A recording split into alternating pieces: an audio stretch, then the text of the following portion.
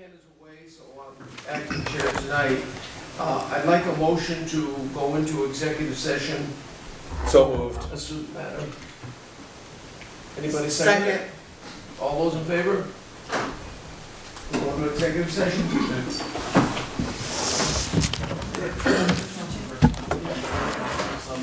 Rick? Okay, good evening. Bennington School District Board of Directors meeting for Wednesday, October 7th, 2015. Regular meeting. Citizens' comments. Do you have any? No, she's not gonna comment, she's gonna help me. She's helping me.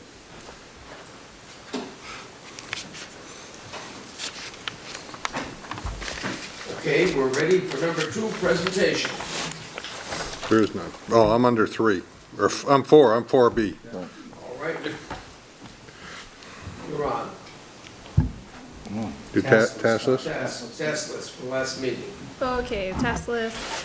SBAC results, was that our meeting that we had? that tonight. Oh, that was tonight? Okay, SBAC results. Early release update. I don't remember putting that one down, but it's in the minutes here. That's, I think it was a calendar. you asked for a calendar update. I mean, you did get the calendar mailed out to you, right? Yeah, and we got the calendar, because that was the next one. Maybe that was the energy audit update, which is just going to happen. Treasurer's report, we got that. No? What? The solar Oh. energy will be at a future. Let me update, I'll tell you where we're at now. The solar is a separate project from the energy audit that's taken place that we just found out they needed to wait till we turned our furnaces on, and we've had a very mild fall, so they're scheduled to come in the end of October, 21st or 22nd of October. And they'll be doing the audit, and hopefully we're still on schedule for a meeting with the facility committee in November. Did we ever set the date? We have not set that date, Oh, good. No date set yet. not for the facility. Okay. meeting. So that should be something that we're gonna do for next, that I should put on this one.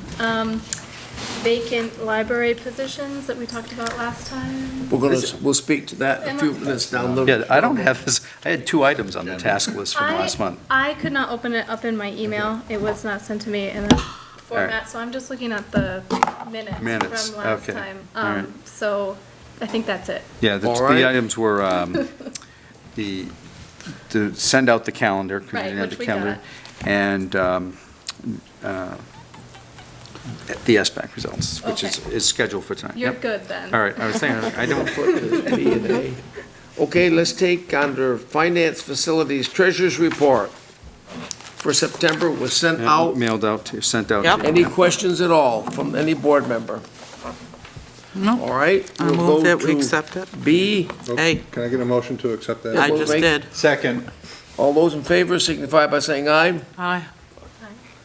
Any opposed? Okay.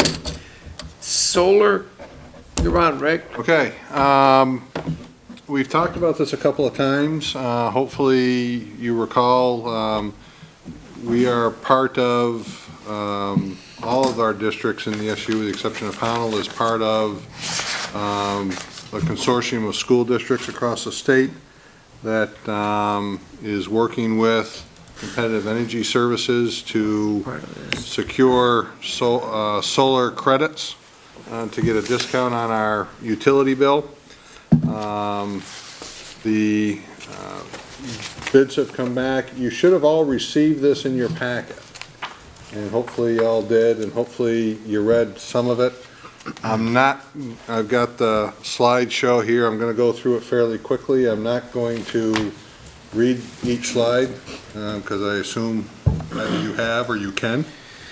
But if you want me to stop and answer a question, please throw something at me and let me know that you have something to ask.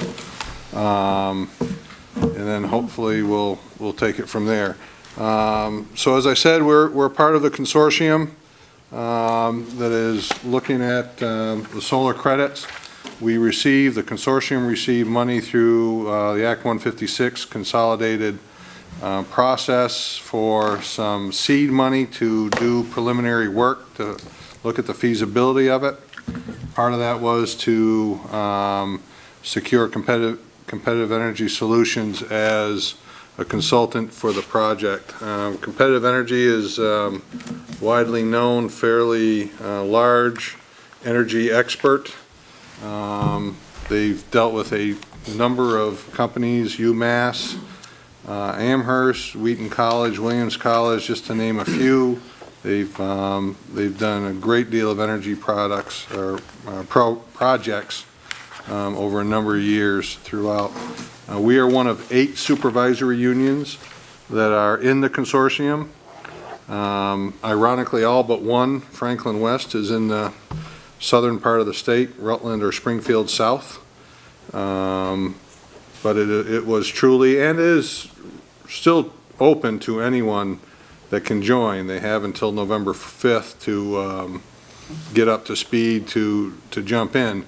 We're looking at utility usage of roughly 9 megawatts of net metering credits. We've sent out a request for proposal. We received back, I think, 13 different proposals, ranging from a credit of anywhere from 15% to a high of 35%. And yes, that is correct, 35%. The pending Green Mountain Power and the Vermont Public Service Board, the consortium needs to be approved as a joint purchase agreement somehow, some way. I'm not sure of the technicalities of that, but they have to view us as one purchaser distributing to multiple meters. The 22% net savings is a little complicated, and I'll show you that formula a little later on, but the reality is we're going to receive roughly 30% discount on our electricity bill. This is a simple slide that shows how net metering works. The developer produces the power, sends it to Green Mountain Power. By law, Green Mountain Power can't pay the developer. They have to give the credits or the payments to an existing user, which is us, the school system, and then we pay the developer their share of those credits. All that equals out to a net reduction of roughly 30%. So there's actually 2 viable projects out there for us, Nexamp and SunEdison. Nexamp is the largest discount at 35%, but it's a smaller project. SunEdison is a very large, has multiple projects already in development, so they should be able to ramp up fairly quickly, and they can produce any of the amount of power we need. It talks a little bit about the 2 different proposals. Both proposals are carry with them some educational components. If buildings or teachers want to work on some solar educational science projects with the students, they're willing to work with us to help deliver that. SunEdison is guaranteeing 90% production. Here are the educational opportunities I talked about. Kiosks, online dashboard data, sponsored solar science events, collaborative curriculum. So of the SUs in there, you can see that we are the largest. Thus, we're showing one of the larger credits across the SU. We're showing over $110,000 of savings per year for 20 years. And it's the credit is based on electric rates. So if electric rates go up, you still get the 30%. So theoretically, that savings would grow with the rates. Of our SU, as I said before, everyone with the exception of Pownell has chosen to stay in at this point. Bennington School District Last 3-year average amongst all your buildings use about $107,000 of power, electricity. The recommendation from the experts, the consultants, is that you only buy 80% of your credits, because it's a 20-year contract, and if over those 20 years, you know, we figure out a new way to light the place that's a lot cheaper, or if someone develops cold fusion, or, you know, something changes that we don't use the power, that's the only risk you have, is that you buy credits that you're not going to use in the future. So the recommendation is to buy 80%. So that would be $85,000. We would have to pay to the developer and the CES's commission of right now roughly 12.5%, $61,000. So your net savings per year would be $24,000 for the next 20 years. There's the formula, how you get to their net savings of 22%. It's 80% of your purchase. You get the discount of 32%. You have to pay the net of a 3% fee for the commission. So that net 22 is of your original 100% of your bill. But I wouldn't have shown it that way, because you're really getting a 28, 29% discount on the credits that you purchase. Moving forward, we need the board, Green Mountain Power needs to act, but we need the board to take some action by November 5th. You actually have another meeting on November 4th, so you can delay any action that you want to tonight. I think that might be it, isn't it? Oh, there's some key party points. But I do have, if you choose to take action tonight, I gave you one, right, didn't I, Richard? I have the proposed motion for you, but I'd be happy to answer any questions that you may have. Okay, thanks, Rick. Board members, any question from board members first? I have one, but let board members take theirs first. Jackie? And what happens if the company folds? The developer? Someone would have to pick up those credits, because they're gonna produce power, and they've given you a guarantee of 90% power. So. For 20 years. For 20 years. And at the end of 20 years, because as I understand solar, at the end of 20 years, most of the equipment goes. Right, at the end of the 20 years, the agreement is done. If something goes bad or they're damaged, they're required to fix it. They have to produce the power. That's part of the agreement. And where is the equipment? I'd be honest with you, I have no idea. It's not on any of our properties. It is somewhere throughout the state of Vermont. On Apple Hill? It could be anywhere. Well, Probably those big farms that you pass as you're It going. has to be in the Green Mountain grid, and that's the only requirement. Solar farms. Go ahead. I just want to understand how the payment would work, that $85,000 number that you were talking about. Does Yep. that happen upfront and all at once? Oh, no. So just like paying your monthly Okay. electric bill. All right, and that is not included in the credits that we're giving back? Is that separate? Because No, Did I misunderstand that we get the completely? credits. we get the credits. So the developer, Paul, produces $100,000 worth of power Right, and puts it on the Green Mountain grid. right. Green Mountain credits our electric bill for that power. They'll credit us $100,000 for that power. Okay, We need to pay the developer and our commission roughly $80,000. So we save the 20. okay, The math isn't right, because it should be 30%, but. Okay. Gene? thank you.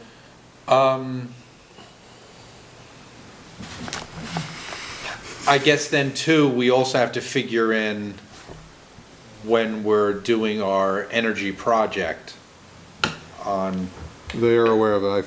top of this. I have forwarded EEI, who's doing our audit, These this figures. proposal in anticipation of action, to let them know that they will have to account for this in their audit. Yeah, because that's going to be running parallel to this also, which is going to kind of skew Well, no, audit. well, I don't think so. I mean, if you take action to go in this direction, it's going to impact that audit. I don't think it'll skew it. I mean, they're going to have to take that into account. Because if they say we got to change these light bulbs and we can save $100, we're actually only going to save $80 because we're getting, or $70 because we're getting 30% credit. But I think it affects our timeline. We almost have to try to make a decision tonight because it affects the timeline of our energy audit. Yeah, a good point. I hadn't thought of that. The question I've got is this, if this is a contract, does the board feel that we want to move on that contract, or do we need an attorney to give us advice on this contract? Gravel and Shea, a Vermont legal firm, was, I should have mentioned this, was retained by the consortium and paid for through those state dollars grant that we received. And they wrote the contract and are negotiating that contract with CES and the developers. So they are representing you Okay, in this process, all right, I just wanted to as be... well as all the other school districts in the All process. right. Any other questions from any member of the board? You want to make the motion? Are we ready to move on it tonight? I think so. Is there someone that wants to read the motion? Move to continue to be a member of the PV Consortium of Vermont Supervisory Unions and authorize the consortium via its agent, Competitive Energy Services, LLC, to negotiate on the district's behalf net metering agreements with various developers to receive discounts of no less than 30% on the electric rates charged the district by Green Mountain Power. I'll second. Any discussion? All those in favor signify by raising their hand. Those opposed, it's unanimous. Okay, Thank you. approved. Thank you. Thank you, Rick. What's that, Jeff? There was a frequently asked questions. Did you guys get that as well? Yep. Yes. Okay, so that may answer some of your questions as well. All right. Under 5 personnel, Yep, we're going over here. okay, we're ready. Okay. Thanks for giving me a chance to speak tonight. I just wanted to bring to the board 3 separate proposals for adding 1 para-educator position at each of the 3 BSD schools. I'll start with Bennington Elementary. I have put together a proposal. I'm more than willing to share with everyone if we need to. I just need 2. That's the rest of this way. At the Paul, you should Bennington- mention that this is because of shifting student enrollments into those buildings, so. Right. Well, at the Bennington Elementary position, what I'm proposing is to add an intensive special needs paraprofessional because we had a student move in with intensive needs. And we have no paraeducator currently to cover that student needs. I put together some information in regards to the financial impact, which I can share, and Rick can correct me if I'm wrong, but for an intensive special needs para, I guess it's a group 2, step 0, with salary and benefits. If it's a new person with no experience, we would be looking at about $26,400 from here throughout till June. And then if we end up hiring someone who has experience, it could be upwards of $36,300 until June. But again, 50% of that cost would be reimbursed by the state.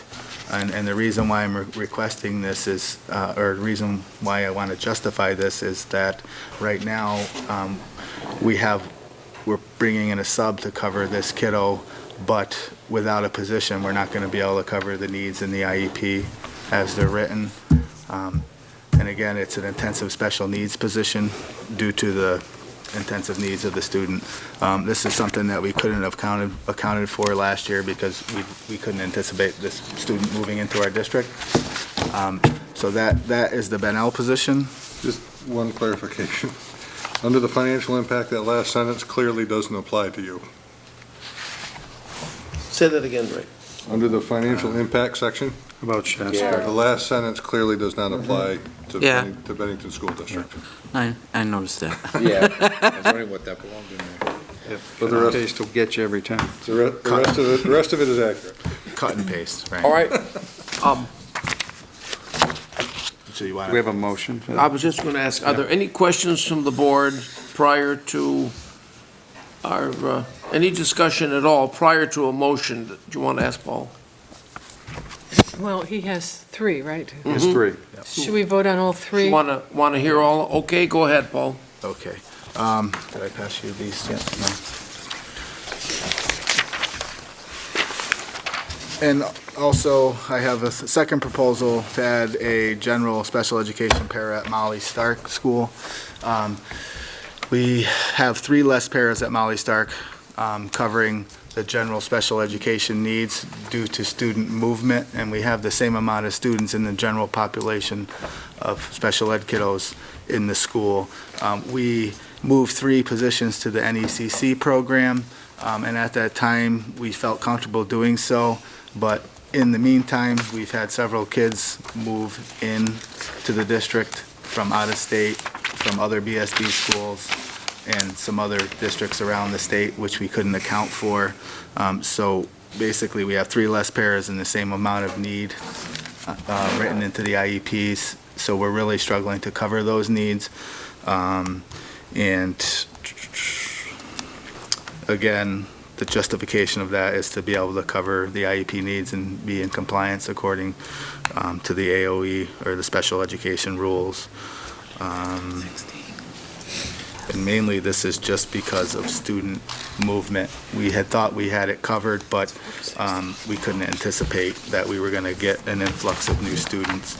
And we're really struggling to cover all those needs, and I can honestly say that I think we're not in compliance with the regulations because we can't figure out a way to cover those IEP needs. So basically, we're 3 paras down with the same amount of need at Molly Stark. And as I said, when we moved the paras into the NEC program, we had thought that we could cover it with what we had, but we didn't anticipate an influx of new students. Thirdly, I have a proposal here to ask to add a para position, a general special education para position at Monument Elementary School. We have, Monument employs 3 SVSU special education paras, or 4 SVSU special education paras, and 3 of them are assigned as one-on-ones, as it's written into the IEPs that those students' needs require that level of support, which leaves us with 1 paraeducator for the SVSU at Monument to cover all the small group support needs for behavior and academics across kindergarten to 5th grade. And I worked out some preliminary numbers, and basically looking at the service pages, there's 10.5 hours of paraeducator support for behavior and academics built into the students' IEPs at Monument, beyond what the one-on-one needs are. And right now, we're trying to cover that with 1 paraeducator. And obviously, those numbers don't add up. Okay. And I didn't talk about the financial impact of the Molly Stark para position and the Monument para position, but basically, it's the same. Again, if it's a new person, we would be looking at a combined total of about $20,500 through June, and that would be for a new person with very little experience And again, if we were to hire someone with more experience, it would be about $32,600, but again, in both cases, 50% of that would be reimbursed by the state. Okay, questions from the board? Jackie? Rick, I went over this. Excuse me. And Jackie wanted to stop. I just want to Oh, that apologize for Jackie. any I'm sorry. Yeah. errors that were in there. Jackie, 'cause I was cutting and Jackie pasting. too. So what this really means is that we need to find $45,000 for the year. I hadn't put it all About. together, but that sounds pretty accurate to me. And can we do this? It's 46. I'm not sure you have a choice, Yeah, we don't have. but right now, it is not budgeted. And it's something that couldn't have been accounted for last. We would try to identify money through the year to pay for this. Worst-case scenario, we'll get to next spring, and if we can't cover this, have to do a supplemental assessment from SU, and you'll have to find it out of your contingency or somewhere.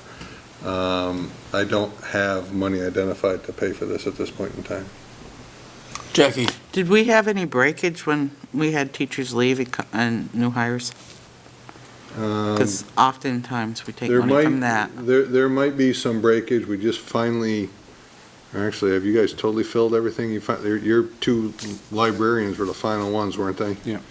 So, there might be some that we can look at, but I haven't done that analysis yet either.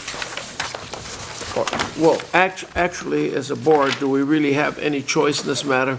Well, I You have can't choice, We'd but be you'll out of be out of compliance. compliance. Yeah. Can't Be out totally of speak to that, compliance. that's the educator. All right. Any other questions from the board? I want to move it. Any questions from the board?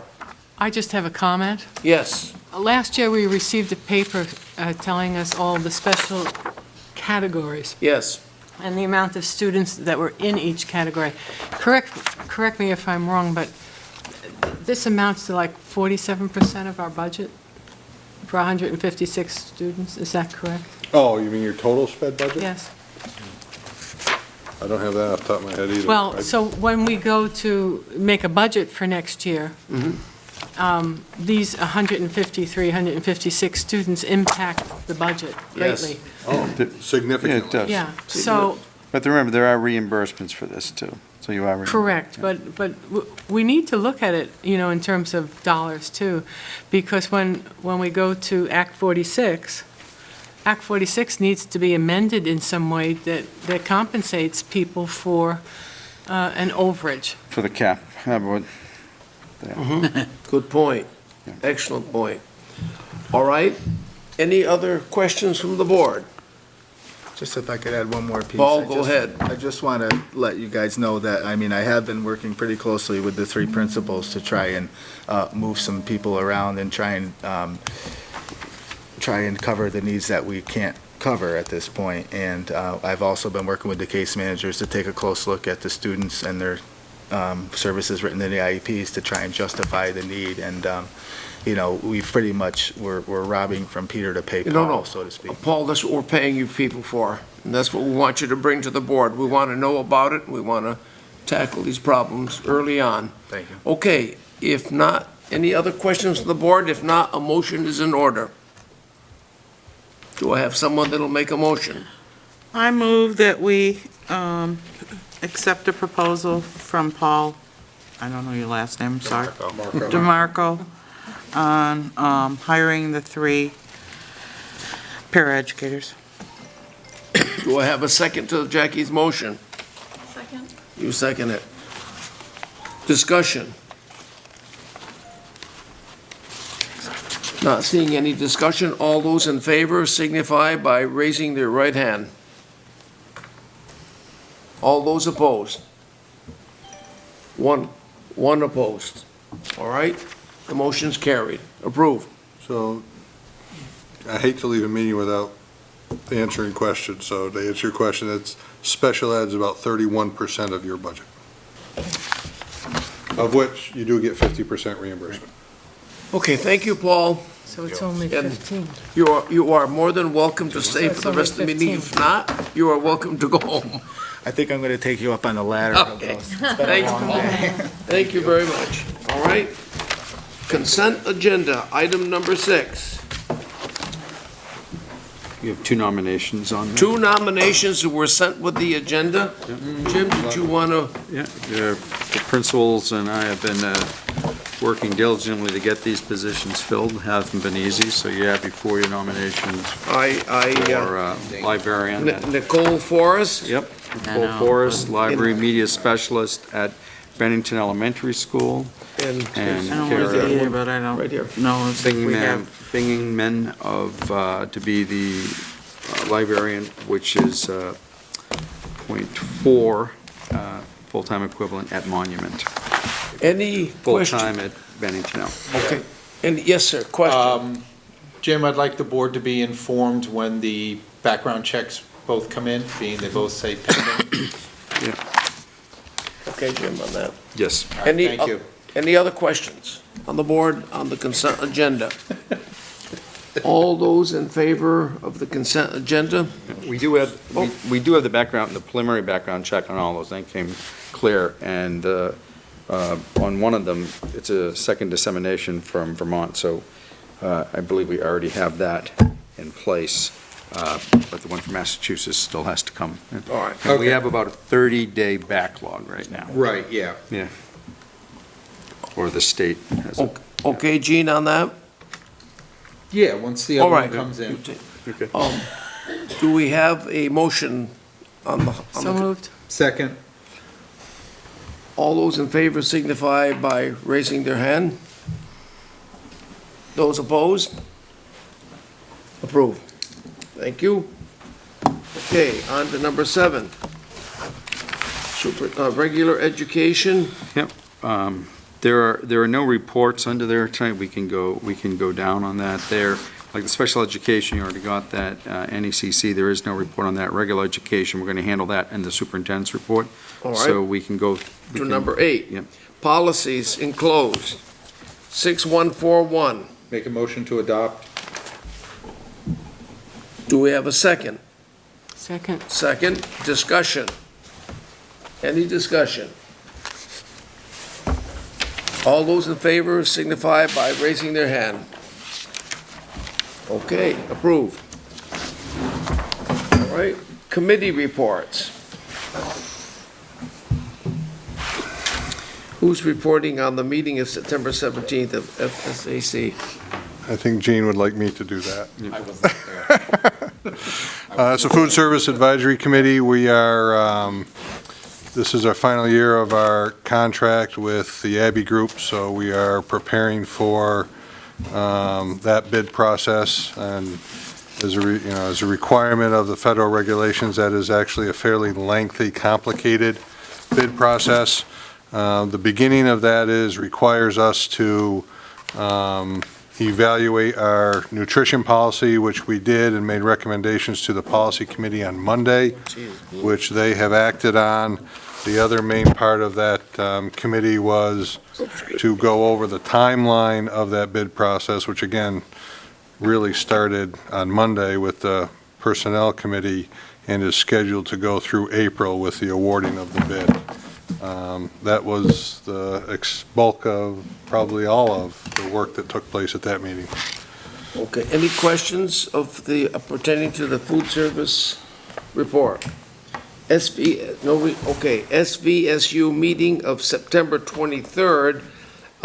We spent a considerable amount of time at the meeting pertaining to Act 46, and we did form a committee, and I think at this time, I'll probably go on to give a little bit more information on that.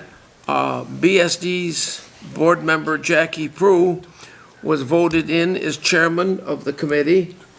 And we also, on that committee, the next meeting is going to be on October 19 at 6 o'clock at the central office. All board members, all community members, anyone interested in Act 46 are welcome to come. And if you're looking at your agendas, calendars, the following meeting after October 19 is going to be November 9, and that one will also be at the superintendent's office. At that first meeting that we had, a few things were decided. One was to meet in various districts as we go along, and not to expand the committee at this particular time, and we're not going to be inviting other districts at this particular time. So we're in the early stages. Jackie's got a big job ahead of her, and I congratulate her on being the chairman of that all-important committee. Any questions from the board pertaining to Act 46? We'll try to answer them right now if you have them. By the way, excuse me. Also, there will be a meeting at Bennington College. Is going to be hosting a meeting on October 13 from 7 to 8:30. And all board members, all community members, principals, invited, yep. everybody Where? is invited to that. And Bennington College, it's a Bennington Kappa College, symposium. and they'll, Do you know Jim what building? will have his office sending out exactly where it is Yeah. over there, Yeah, what building Kappa. and all of that. It's next to where the music Yeah. performances are held. Yes, Back of it. okay. It's a small room. Superintendent's report. As big as this. Good evening. The Superintendent's report tonight features the report cards of the schools of Bennington School District. The gathering and use of data is everywhere, and it has been transformational effect on how we view and understand things. Our report cards is just one of the sources that we use when we gather our data. And if you allow me to make an analogy, baseball, one of my other passions, used to use scouts who submitted written reports to teams on prospects, on who the team should potentially draft. But what they observed was largely anecdotal, which is not necessarily true or reliable because it's based on personal accounts rather than facts or research. That has changed. Baseball now uses statistical information, data, known as sabermetrics in baseball. If you ever read the book or seen the movie Moneyball, you know what I'm referring to. So they use that to rank and evaluate players. Tonight, we're not here to talk about baseball, but to look at the statistical information, the data of our students and our schools. It's the data that we gather about them.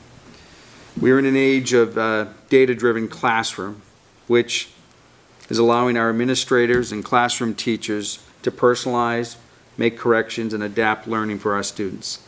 Data is but one tool that we use, and the quality of the tool improves when we have multiple sources for the collection of that data. So with that said, at this time, I'm going to introduce, for our being of our presentation, the SVSU Director of Curriculum Instruction and Assessment, Laura Boudreau. Hi, Laura. Copies now. Pass around. And while Laura is passing these out, we'd like the board to know that this is a collaborative effort between Donna Colley, Jim Law, Laura Boudreau, and myself. And we're pleased to present this overview to the board. And we'll be looking at some of our goals, where we were last year, moving into where we are now. So we hope you enjoy our presentation tonight. Okay. So we're going to start, I'm going to describe that every school in our district is working towards building a multi-tiered system of support. And this is an expectation of the Vermont Educational Quality Standards, Rule 2000. And it's helpful to think about a multi-tiered system of support in the sense that we're trying to meet the needs of all of our students. It's a comprehensive systemic approach. It's designed to improve learning for all students through increasingly differentiated and intensified assessment, instruction, and intervention. All of our schools have a Green Mountain Star plan or a building action plan. It's based on the multi-tiered systems of support. So every school, and on the wheel that you see in front of you, are the 5 components of a multi-tiered system of support. And every school has goals towards each one of these components. If I look at the middle one, the high-quality instruction and intervention, a piece under that asks each school to create a vision statement that will help guide decisions, academic and behavioral. As part of our Green Mountain STAR plan and our school effectiveness, it's not called improvement anymore, school effectiveness plan from last year, we were required to build a vision for the school. The full faculty was engaged in that conversation. It took us quite a while because it gets to be a complicated discussion. But it does allow us to focus. It gives us a purpose and a reason, and it's what we need to operate from. So Ben Al's vision is written here. I don't usually read slides, but this one's important, so I'll kind of go over word for word. Bennington Elementary School provides all children with a safe, nurturing, child-centered environment that focuses on developmentally appropriate learning experiences to empower our students to become positive, productive community members. That's what we are, that's who we want to be, that's what we focus on, that's our purpose. This was adopted by the full faculty, and it's what we use as our operating umbrella, so to speak. Everything we do should come under that. I would like to comment a little bit of much of what you might hear this evening between the three of us has similarities because we do have common goals. We are trying to operate as a unit as opposed to individual sites. So there's some similarities between what we'll say. Our math and literacy goal using what is called RIT, which is part of the MAP, the Northwest Education Association Measures of Academic Progress. It's a unit of measurement to determine student growth. We set a goal of 2 to 5% improvement in student RIT scores. And you'll see how we did in a couple of slides down the road. In order to get to that 2 to 5% growth, our Green Mountain STAR plan included implementing a multi-tiered system of support, meaning that we need to look at a whole child. We need to look at academic, social, emotional, general student needs. In that we need to address those needs, whether those students be in general first instruction, which is for whole class, whether they need some support from a secondary level of a little bit more than what's generally proposed, or whether they need some intensive service of some sort. That would typically be more of a special education approach.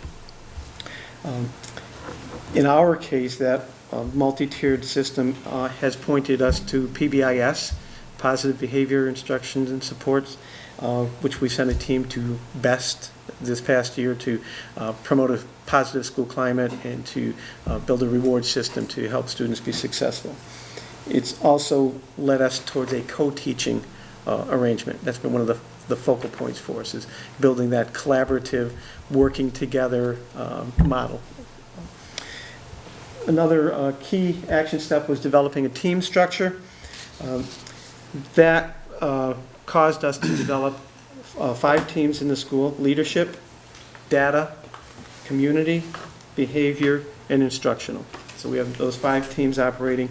Those teams collaborate among themselves and inter-team to look at how we can instruct better and how we can help students learn better. Teachers have an opportunity each week now, thanks to some board support in the past, to meet once a week at their grade level, but also once a week with their specials and special education teams. So we're building that communication and strengthening that communication, which we believe will have a positive impact on our student performance. And the third component was reviewing and analyzing data. We need to use data, as Superintendent Kulke mentioned, so that we're not just making decisions willy-nilly or what feels good or we think might be right, that it's informed decision-making. Our math test scores are posted. You'll see that this is for math. Lower grades was greater growth than upper grades. 5% that we had targeted as our growth rate in our Green Mountain STAR plan. We did meet those, which we're happy to say. We would like them to be higher. We want to shoot for that 5% rather than that 2%. The lower grades typically are higher scores because students just absorb so much when they're in an educational setting. And the complexity of learning as students grow older gets much more difficult to put a specific number to. So you'll see in general that those scores are lower at the higher grade. So we made some growth there.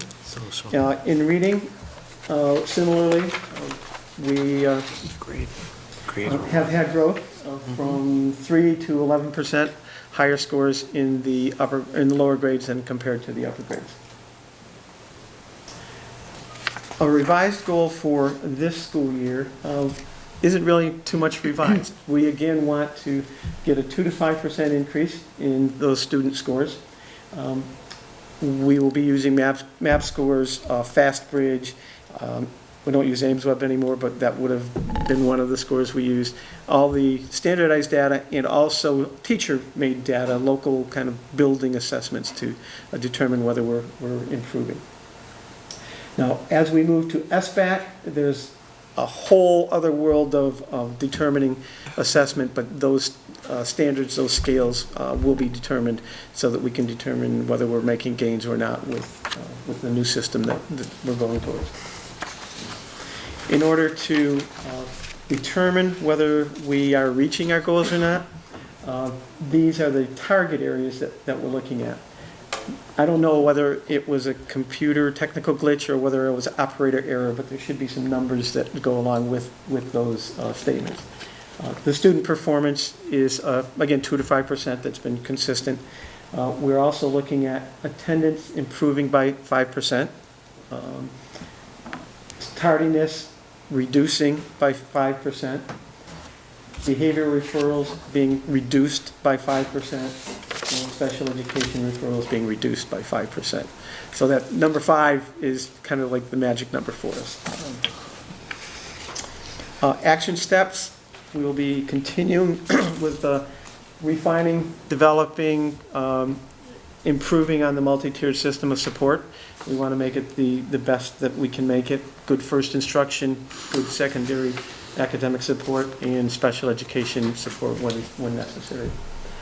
Refining the team structure, which is building greater collaboration and greater cooperation across the board, sharing of information and data for all students, and using data so that things become objective.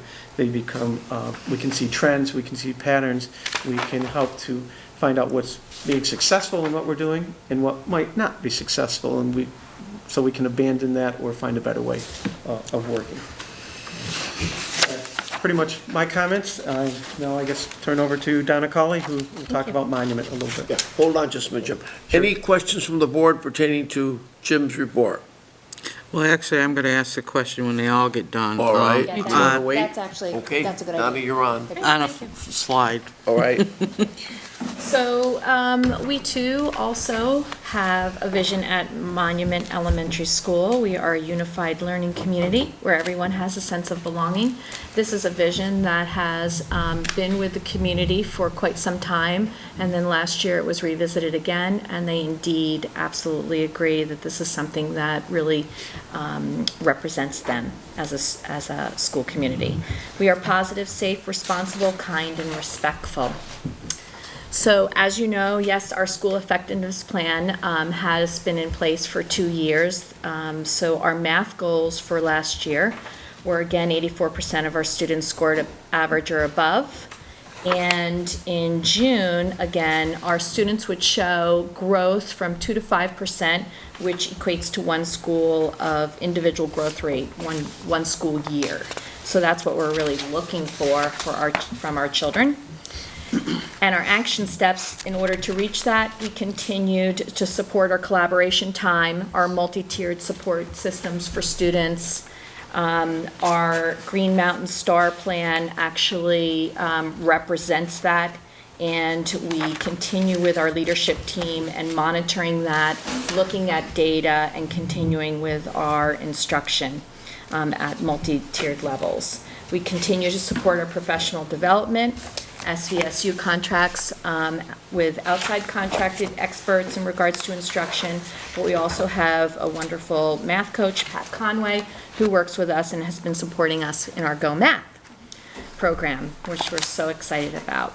So with those action steps, we're pleased to show that we had met our goal and exceeded it in math.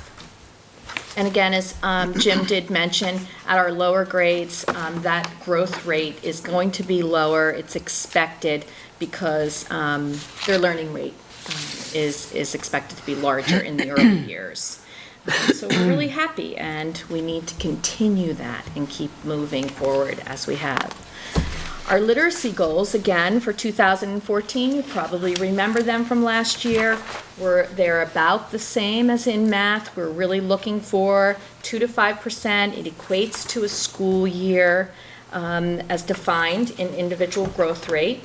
And some other things that we charged forward with last year was our work with the Collins Writing Program, kindergarten through 5th grade.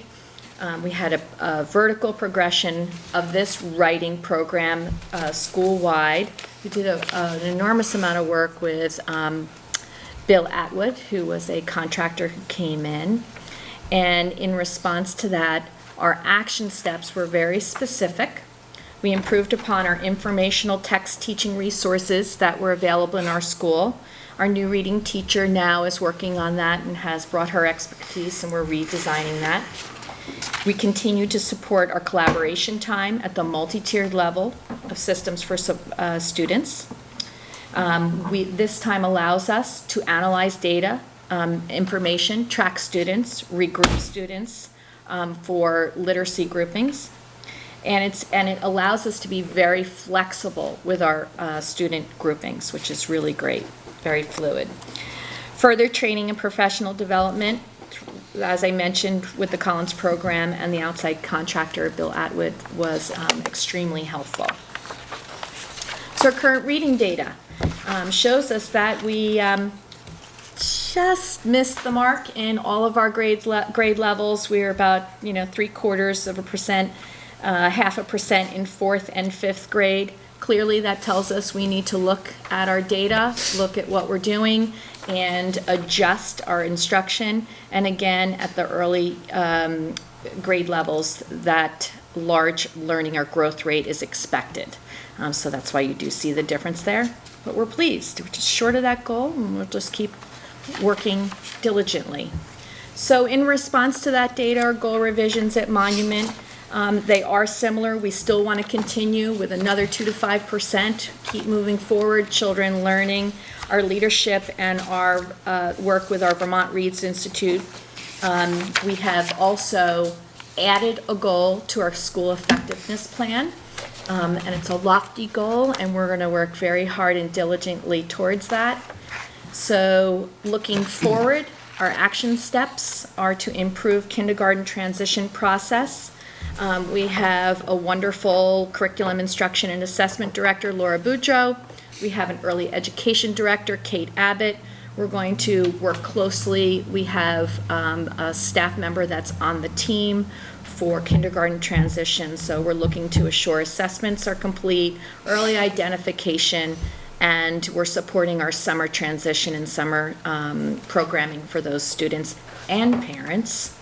We're going to continue to implement our multi-tiered systems of supports, improve upon our instructional practices at Tier 2 and Tier 3 levels in mathematics, reading, and behavior.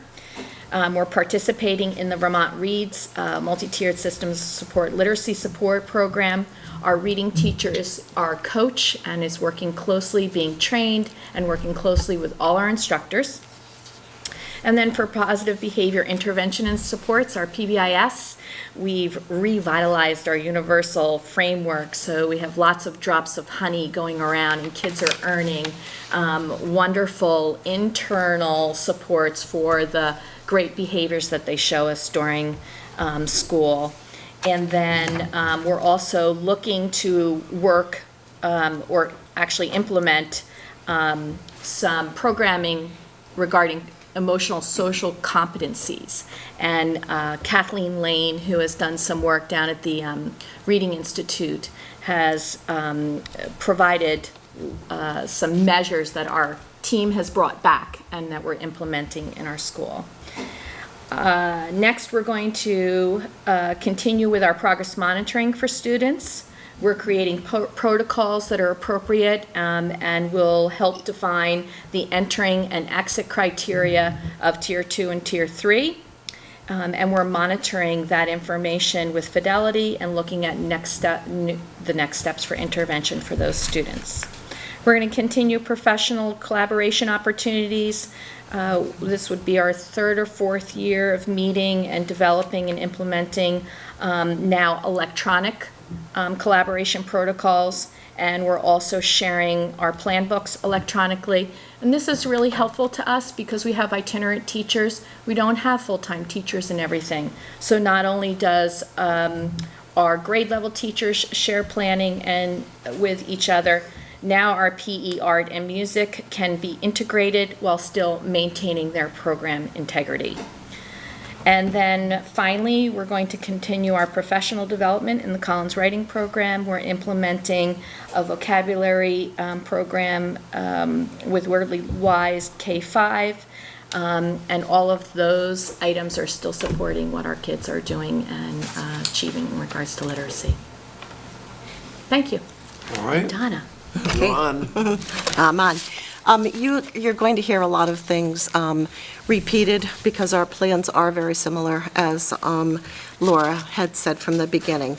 But the Molly Stark vision that you see up here, this was created by our leadership team last year. And as one of my colleagues had shared, it was a great deal of work and a lot of time, and Laura was there for part of that, tweaking different words. But this is what we came up with. We brought it back to our full faculty, which they voted on, and this is who we are and who we want to continue to be at Molly Stark. Molly Stark is a community of learners where all means all. All of our students, staff, families, and community members will work together to build trusting relationships and meet academic, social, emotional, and physical needs in a safe and nurturing environment. Molly Stark students will be kind, caring, responsible, and respectful citizens who will be ready to explore and achieve in the world beyond Molly Stark. So just a quick review of our math and literacy goals for 2014-15 school year. Again, you see that increase of that 2 to 5% on our MAPS data, looking for that 1-year growth for each student. We wanted to decrease our behavior by 5%. We wanted to increase knowledge and practice of UDL, Universal Design, which includes all students in their daily instructional practices in all academic areas. And we wanted to continue the leadership team, which oversees our GMS and SWIFT School Improvement Plan. Our action steps that we took last year, we were restructuring the current academic and instructional practices to include all the principles of the MTSS, that multi-tiered system of support. We had a decision-making protocol for tiered services. We clearly defined them. The instructional tiers were supported by teams of teachers and related service providers, and the teams met regularly to enhance and unify that instructional practice for all students. The current math data from last spring in math is very similar, as you will see, to Monument and Bennell. We did make the growth rate in those younger grades. You'll see that again. We expect that growth to be higher in the primary grades. And our goal, again, was the 2 to 5%. So we certainly need to work in the upper grades, but we were certainly pleased with the primary grades. The next slide is the reading data from last spring MAP scores. Again, you'll see the increase in the primary grades, and that 2 to 5%, we were happy to say that we did meet that in our reading. That was positive data, but again, always looking to increase more growth rates for those students.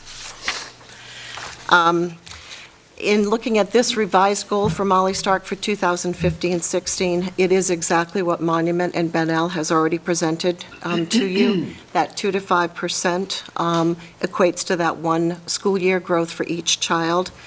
And the proficiency measure for SBAC, Laura's going to speak to that a little bit later. Our action steps for 2015-16. Put structures in place that allow the teams of teachers to collaborate on a regular basis. This was something that we started with early on, thanks to the additional collaboration time that the board has allowed us. We are now able to meet with classroom teachers, special educators, and interventionists all at the same time. We're using a data-driven protocol. We're looking at our FastBridge, our MAPS, our Lexia. All classroom teachers, special ed, and interventionists are present for this, and we're able to have some really strong conversations about student need and those interventions for helping our students. The second part of that is to emphasize that the MTSS begins with good quality classroom instruction. Our leadership team has taken this on as something that is extremely important. One of the things that we've identified is for teachers to post learning objectives for all of their lessons. So tell the student what they're going to learn, don't keep it a secret. And we're using exit cards at the end of our lessons so that teachers get a very fast turnaround as to who got what and who needs more intervention. We've continued to implement and respond to the universal tier of PBIS. We sent a team to the Best Summer Institute in June. We've had PBIS for a long time, and as you remember, there are 3 tiers. What we realized when we got to Best, and certainly before we went and had the discussion, we really need to strengthen our universal. We had focused a lot on Tier 2, Tier 3, thought we had Tier 1 down pretty good. But we realized that 80% of our children respond to Tier 1, and with the amount of needs that any school would have today, we've got to strengthen that universal tier. We've created some behavior rubrics, we've created interventions for students, and I feel like we're getting kids quicker so that they don't get to that Tier 2, or Tier 3 interventions. And the last one, that our school leadership team continues to meet and oversee the GMS plan, which is our school improvement plan. And that's happening now. And I'll turn that over to Laura. So what this slide illustrates is the change in assessments required by the state. And you'll see that in 2013, 2014, that in the state of Vermont, we were in a transition moving from the Vermont standards to from the Vermont standards and the grade level expectations to the Common Core state standards. And the test that we were giving our students was called the NECAP, and we were giving it in the fall. Last year, in 2014, 2015, we were fully teaching to the Common Core state standards. We had a new test. It was the SBAC. It was a summative assessment or a summary given in the spring, and total change in format, computer-based. This coming year, it'll be our second year, giving the teaching totally to the Common Core state standards. We will again give the SBAC in the spring, and it will also be on the computer. So Rebecca Holcomb has kind of been wonderful in providing resources for us and reminding us that the first go around with SBAC, it was the first time. It is now our baseline data. We can't compare it to anything because NECAP was assessing something totally different, a different set of standards than the Common Core state standards. So it was a new test, new standards, and it was totally given on technology, which depending on our students' experiences with computers was a whole new ballgame. So as a result, right now we consider our data not to be reliable or valid. And this is the gift of a year to just learn about how to interpret the data. The state is providing trainings for us this fall in October and how to interpret these results, because again, the results that we're seeing are totally new as well. So we are flipping through And what you have in your packet in front of you is how they've been reported out to us. They're providing us with the state average. You can see the SVSU average, and then you can see schools' averages. And they're reporting out on percent proficient or above, which is a little bit different. So it's proficient in relationship to the Common Core state standards at a particular grade level. So each school received results for math and for ELA. And again, what we'll be doing this year is that as we receive trainings in how to interpret these results, we're going to be working with our school leadership teams to help guide next steps. This data is very different than the data that was presented here tonight, which is another way to look at a student in terms of growth rate. So what MAP, or NWEA, is a tool we've been using in our district for many, many, many years.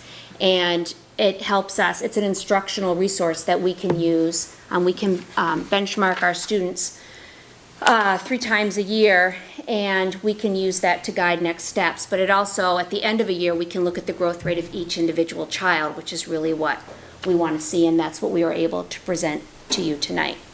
So I'm going to head back to your, so we're going to end with the 3 principals sharing resources looking ahead. TLA.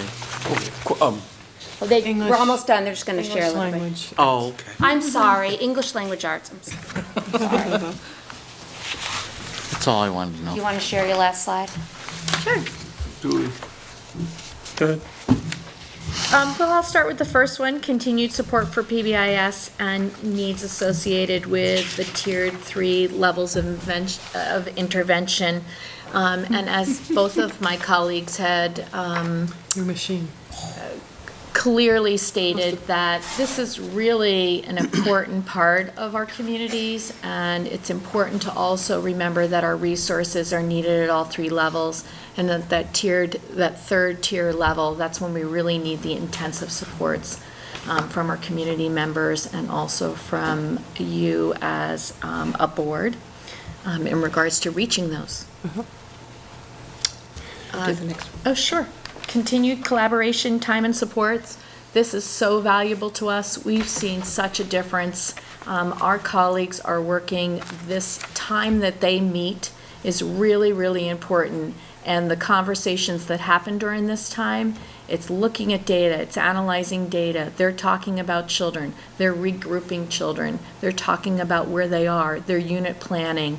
So many important factors in instruction happen during that time so they can make decisions and really affect what happens for kids in the classroom.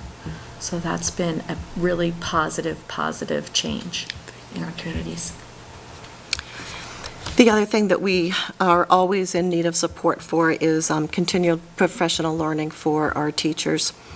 So much has changed. You've heard the SBAC, the technology. There's just so many things that are changing all the time, and without that continuous professional learning, it leaves our teachers at a disadvantage. So we just ask for your continued support in that.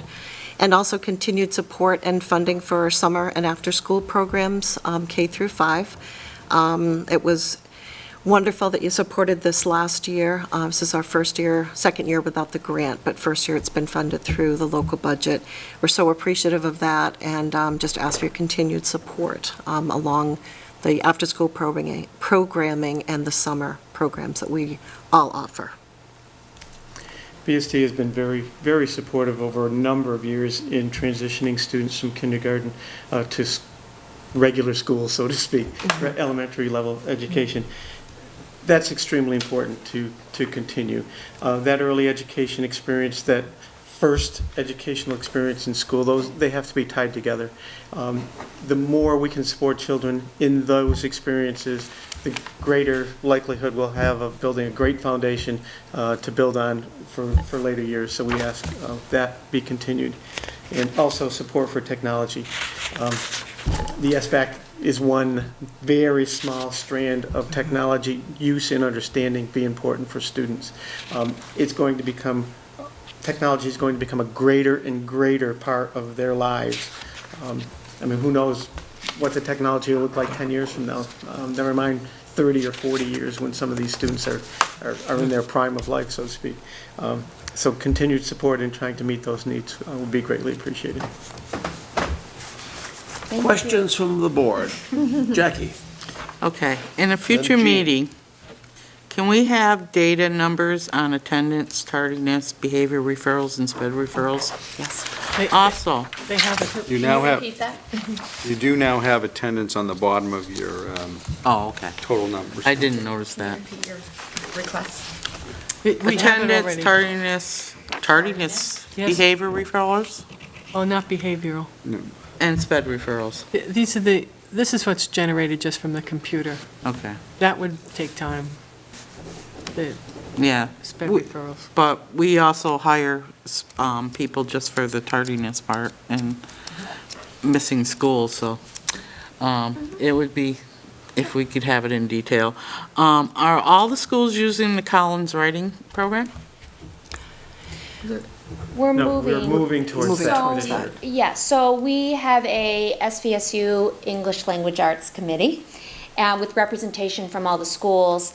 And after we aligned our curriculum with the Common Core state standards, the next step is to make sure that we have resources to support the curriculum.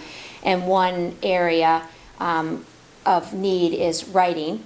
And so we have talked about the ELA group heard a presentation from a couple of our schools that were using Collins Writing, and as the primary grades are moving towards Collins Writing, and will receive professional learning throughout the year so that everyone's on the same page.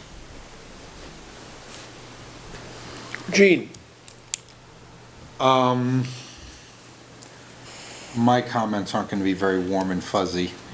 I'm a recycled board member. I was on this board the full election cycle ago, and I've sat through so many of these things, and so many of these programs, I could fill a bowl of alphabet soup with all the different letters and everything else. But none of these programs seem to work. Our scores our students aren't going to be ready for the middle school unless the scores drastically change. I know in New York they keep track of the teachers as far as their proficiency, as far as how students test. They keep track of the teacher's proficiency. I don't know if Vermont does. If they don't, I don't know why we don't. It's just very frustrating as a board member that we sit through these over and over and over, and it just doesn't seem to help. I know I may be the only voice on this board that feels that way, but I'm just very, very frustrated that we're getting scores and we're getting results. I know this is a new test, but it's just very, very frustrating that we're seeing, and I don't care what program you put in front of us or what system or whatever, they're coming out the same way. And I don't know what we're going to do. Maybe put more money into pre-K, for example. Well, the other thing I would go back to as well is that we're looking at students in different ways. So there's the difference between, there's a couple of things going on here. One, we're able now in this day and age to look at the growth of an individual child. Like, is a child growing? You want to know that a child walks into the door every day and walks out and has grown. And we actually showed you tonight that your students are growing using one measure. The other measure is going to, over time, show us how our kids relate to proficiency at a grade level standard, and that's a different kind of measure. But we can't, all we have right now to go on is a baseline. But I am pleased, and I think all three of your administrators were really pleased about the growth rate of the children that their teachers are working with. So I do think we do have a lot of work to do. I totally hear you. We do have a lot to do, and I think that was a great comment as well. I mean, at looking at all the different avenues, but I definitely think there is some positive in here too. But is there any plan at some point in time to actually look at what the teachers are doing? Monitor what the teachers are teaching, whether the kids in an individual classroom are actually being taught correctly. By actually looking at what, because I have a nephew that's a teacher in New York, and we were actually talking about it when we were going down to a ball game. And if a student is making progress, the teacher is monitored that way. Granted, if a student is stagnant, even smart stagnant, the teacher doesn't show, if the student doesn't show progress, even though the student is smart stagnant, the teacher gets gigged by it, which I don't think is a smart way of looking at it. But the teacher is monitored. I don't see that happening here. So we don't know what our teachers are doing. Jackie's got a question. Aren't they always meeting? Like, aren't they always, sorry. That is actually part of the data usage that we are undergoing. Just yesterday, we sat in a training on the MAP testing and some of the reports that are available in that, and how we can look at individual students on whether they're just what you said, smart kids who are not growing much, or kids who have learning difficulties or a difficult time, sometimes showing a lot of growth or not. And we can look at what's going on in the classroom, both by walkthroughs, I mean, just being in the classroom, seeing what's going on, through the collaboration teams and the data they're looking at, and also the plan books that Mrs. Colley mentioned, to make sure that it's not just like well, let's sit down and read a story and just see what happens, that there's a real purpose and intention, and those things lead towards growth and achievement. And two things that should be pointed out. So our professional learning for our teachers is shifting and being geared towards where the data is showing that instruction, our teachers need help with instruction. And the SVSU has granted the addition of a data coach. And you heard Pat Conway was mentioned earlier for math, and now we're going to add an English language arts coach as well. It's going to take effort and time, and there has been a dramatic shift in how we deliver education and how we look at it, and how teachers are becoming very adept at looking at data and adjusting their instruction. And there's a learning curve to that, and there's a learning curve for administrators as well, so that they can, you mentioned some of the strategies that they're being trained in to help and assist the teacher in the classroom. If your question is broader, that, when you mention New York, I assume that it is. So is student performance tied to teacher evaluation in Vermont? The answer is no. No. Jackie? So often we want to blame the teacher for the child not learning, but actually the teacher is the presenter, the child is the person who learns. So unless the child really wants to learn, they will not learn. So my thinking is, first of all, we need what they call disaggregated data. And you take, okay, what are the so-called normal children, if there are any, and then every child is so different in their needs. Even though you're not in special ed, you might have another type of need. So normal is very figurative. The other thing I'd personally like to suggest is, especially at the 4th and 5th grade level, to have kids set their own goals. Present them, this was your score last year. What are you going to do this year? And then the third thing I'd like to ask, since this data is at the base level, can we do some longitudinal studies, both desegregated and with desegregated data, and individual performances. Good points. Jackie?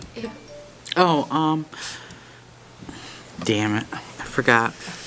Should write things down. That was on TV. I know.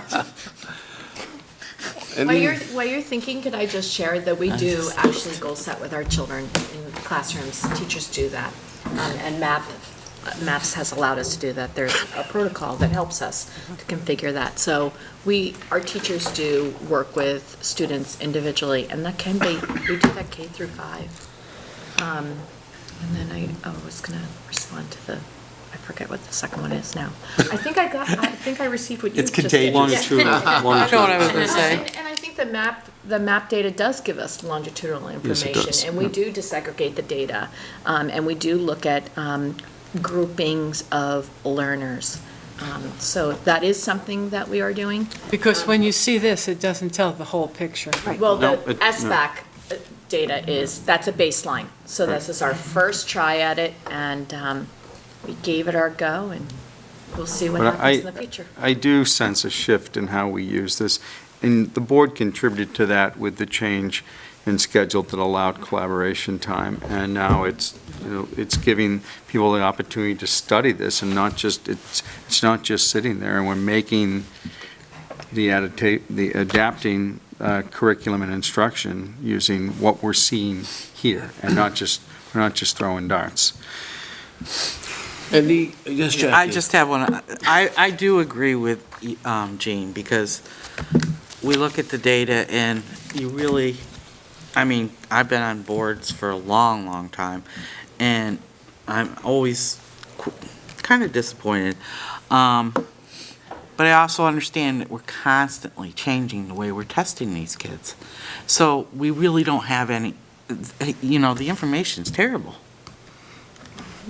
It's just, Except our map testing is that's our consistent. consistent, and that's why we were showing that we have had map testing in our district for a really long time. So we can look at that growth rate data, and we feel really good about, we know what it means, and we can use it to guide next steps for instruction, and we can really pinpoint that each and every child, we can find, we really like to see it when a child grows.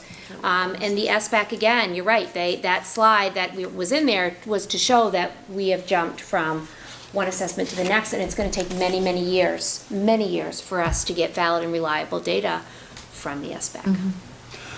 Any other comments? Laura, principals, we really appreciate the presentation that you've given us tonight. A lot of Thanks for having us. information, and I appreciate it, and we've been able to spend some time talking about education tonight, which comes back to one of our board members' complaints. I also wanted to mention. That's what we're on the board Get for. a couple of things under the superintendent's report. Yes, I'll come right back to you. Also, in the packet, I was very pleased to see the information on the after-school programs. Yeah. Very, very, very elaborate and good. I'd like a follow-up to see how many take part, but there's certainly a lot of choices for the kids, and I appreciate the work that the principals have done, getting that program out and getting it off the ground. Jim? We thank the board for their Yeah. willingness to I have a make that comment. work. Supporting it. Absolutely. The only thing I noticed was that one school wasn't charging, and that kind of bothered me. Yeah, okay. And I didn't think that we were supposed to charge, and I didn't know that because it was locally funded, so I didn't, I know, that's but my fault. you know- I wasn't aware that we were supposed to. I thought it was a different funding source. And so But we're- truly, I apologize for that. Are we safe in saying that no one will be denied Yes. getting in this Absolutely. Oh, yeah. after-school program? If they're unable to pay, We we'll did find the previously money charge. to get them in it. Absolutely. Okay. Yeah. Well, Jim? No, I know. If there's. there may If there's be space. too many students. Right, there's not in enough one space for particular everyone. program. Yeah, But it will not be a financial restriction of any sort. all right. I want to do them all. Most of everything's been already mentioned. Again, I want to thank them for their presentation.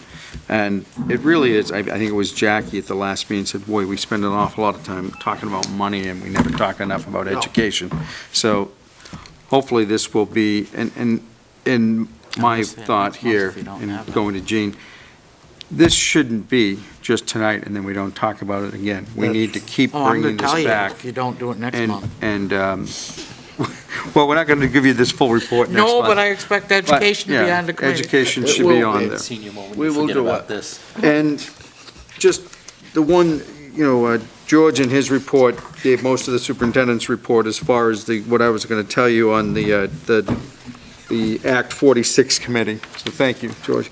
And the only thing that isn't mentioned, I want to remind people, is April 19th is a professional learning day for the district, so people should be aware of that. Oh, did I say, boy, I started the meeting by saying good morning, and now I'm thinking that it's April. I October think he's older than me. He's having more seniors. is a professional learning day. No wonder Laura looked at me a little strange when I said that. End of school year. And the real highlights is, English language arts that day, and so that's pretty much Ready? it. Yep. Anything else that any board member would like to bring up this evening?